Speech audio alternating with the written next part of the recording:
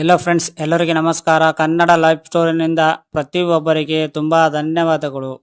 ನೀವು ತಪ್ಪು ವ್ಯಕ್ತಿಯೊಂದಿಗೆ ಪ್ರೇಮದಲ್ಲಿದ್ದೀರಿ ಎನ್ನುವ 4 ಸಂಜ್ಞೆಗಳು.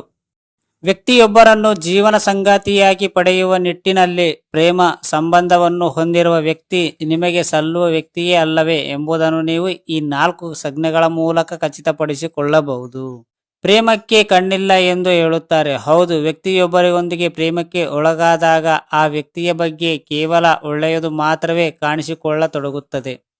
ವ್ಯಕ್ತಿಯ ಬಗ್ಗೆ ಯೋಚಿಸಿದಾಗ ಮನ ಪ್ರಫುಲ್ಲವಾಗುತ್ತದೆ.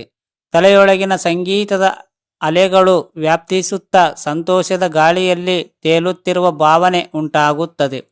ವಾಸ್ತವದಲ್ಲಿ ಈ ಜಗತ್ತಿನ ಯಾವುದೇ ವ್ಯಕ್ತಿ ಪರಿಪೂರ್ಣವಲ್ಲ. ಪ್ರತಿಯೊಬ್ಬರೂ ತಮ್ಮದೇ ಆದ ಮಾನವ ಸಹಜ ದೌರ್ಬಲ್ಯಗಳನ್ನು ಹೊಂದಿಯೇ ಇರುತ್ತಾರೆ. ಈ ಪ್ರೇಮ ಪಗಡೆಯಾಟದ ದಾಳದಂತೆ ಉಪಯೋಗಿಸಬಹುದಾದ ಸಾಧ್ಯತೆಗಳು ಇಲ್ಲದಿಲ್ಲ. ಆದರೆ ಪ್ರೇಮದಲ್ಲಿರುವ ವ್ಯಕ್ತಿಗೆ ತನ್ನ ಪ್ರೇಮಿತನಿಗೆ ಯಾವುದೇ ಬಗೆಯ ಮೋಸ ಅಥವಾ ಹಾನಿ ಉಂಟು ಮಾಡಬಹುದು ಎಂಬ ಕಲ್ಪನೆಯೇ ಇರುವುದಿಲ್ಲ. ಹಾಗೂ ಪ್ರೇಮಿಯ ತಪ್ಪುಗಳನ್ನು ಮುಕ್ತ ಮನಸ್ಸಿನಿಂದ ಕ್ಷಮಿಸುವರಾಗುತ್ತಾರೆ. ಇದನ್ನು ನೋಡಿಯೇ ಹಿರಿಯರು ಪ್ರೇಮಕ್ಕೆ ಕಣ್ಣಿಲ್ಲ ಎಂದು ಹೇಳಿದ್ದಾರೆ. ಆದರೆ ನಿಮ್ಮ ಪ್ರೇಮಿ ನಿಮ್ಮೊಂದಿಗೆ ಪ್ರೇಮದ ನಾಟಕ ಆಡುತ್ತಿದ್ದು ಇವರ ಉದ್ದೇಶಗಳನ್ನು ಬೇರೆಯೇ ಇರಬಹುದು. ನೀವು ಕೊಂಚ ಪ್ರೇಮದ ಅಮಲಿನಿಂದ ಹೊರಬಂದು ಪ್ರೇಮಿಯ ನಿಜರೂಪವನ್ನು ನೋಡಬೇಕಾಗುತ್ತದೆ. ಒಂದು ವೇಳೆ ವಾಸ್ತವಾಂಶ ಪ್ರಕಟಗೊಂಡು ನಿಮ್ಮ ಪ್ರೇಮಿಯ ನಿಜ ಬಣ್ಣ ಬಯಲಾದರೆ ಇದು ನಿಮ್ಮ ಹೃದಯವನ್ನೇ ಒಡೆಯಬಹುದು. ಹೀಗಾಗುವ ಮುನ್ನ ನೀವೇ ನಿಮ್ಮ ಪ್ರೇಮಿಯ ಪ್ರೀತಿ ನಿಜವಾದದ್ದೇ ಎಂದು ಪರೀಕ್ಷಿಸಲು ಕೊಂಚ ಸೂಕ್ಷ್ಮವಾಗಿ ಗಮನಿಸಬೇಕಾಗುತ್ತದೆ. ಎಲ್ಲಾದರೂ ಒಂದಿನಿದು ಅನುಮಾನ ಬಂದರೂ ನೀವು ಈ ಬಗ್ಗೆ ಎಚ್ಚರಿಕೆ ವಹಿಸಿ ತಕ್ಷಣವೇ ಸೂಕ್ತ ಕ್ರಮ ಕೈಗೊಂಡರೆ ಮುಂದಾಗಬಹುದಾದ. ವಾಸ್ತವದಲ್ಲಿ ಈ ಮಾತುಗಳು ಅವರ ಬಾಯಿಯಿಂದ ಬರುತ್ತಲೇ ಇರುತ್ತವೆ, ವಿನಃ ಹೃದಯದಿಂದಲ್ಲ.